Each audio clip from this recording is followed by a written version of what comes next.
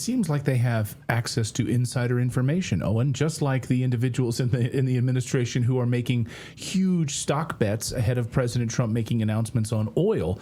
20 minutes before that announcement hits, they're making tens of millions of dollars short bets or Brent crude futures bets, and no investigation whatsoever, but clearly somebody has insider information. This sounds like it should be illegal. I wonder if there isn't some sort of a legal regulatory issue with these prediction markets. You know, it's a little different, the prediction markets, than, say, normal gambling, which is a valid issue in a lot of states. I mean, an example might be where I live in Texas. I can't go and gamble on a sports betting app. I can't do it. Now, if I go to my hometown of Missouri, all of a sudden my sports gambling apps can work. I can make any sports bet I want. But down here in Texas, they don't work. But prediction markets are different.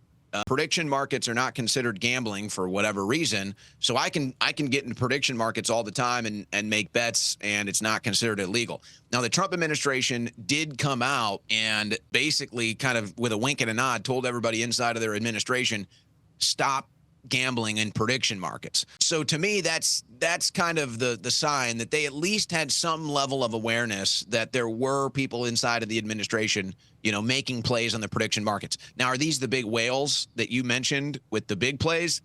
I don't know. That could be somebody outside of the administration, maybe kind of privy to insider information. But on a larger scale, this story, the insider trading angle of this administration, I think is not getting good attention. I've been following this since Trump got in, because when Trump first got in, they all said the same thing. And this was when the fake news media, we still kind of had nostalgia from the first Trump administration. So Trump gets in, they say he's going to crash the stock market. And of course, what happened? The exact opposite happened. So anybody who got in at that time, when they claimed Trump was going to kill the stock market, it did a major dip. Anybody who got in at that time, you're up like 15, 20% right now on your investments.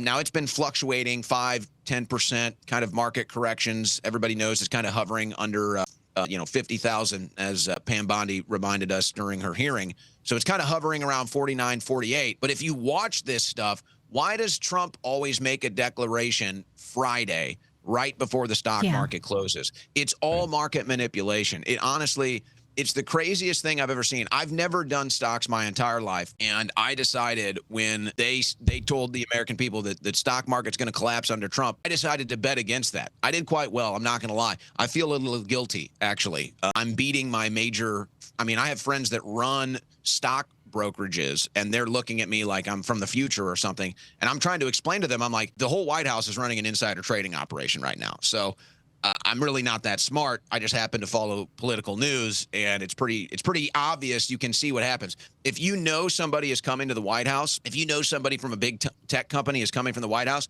and you can get ahead of that news, you're going to get a 5% bump. If you make an investment in that stock ahead of the news, finding out that this person is at the White House, you're going to get a 5% bump. I mean, fail, guys. It's like all you need is a Trump tweet. And you know it's either going to swing, or we're going to end civilization, so you know that's going to go down, or, hey, we're extending the ceasefire, and then the market's going to go up.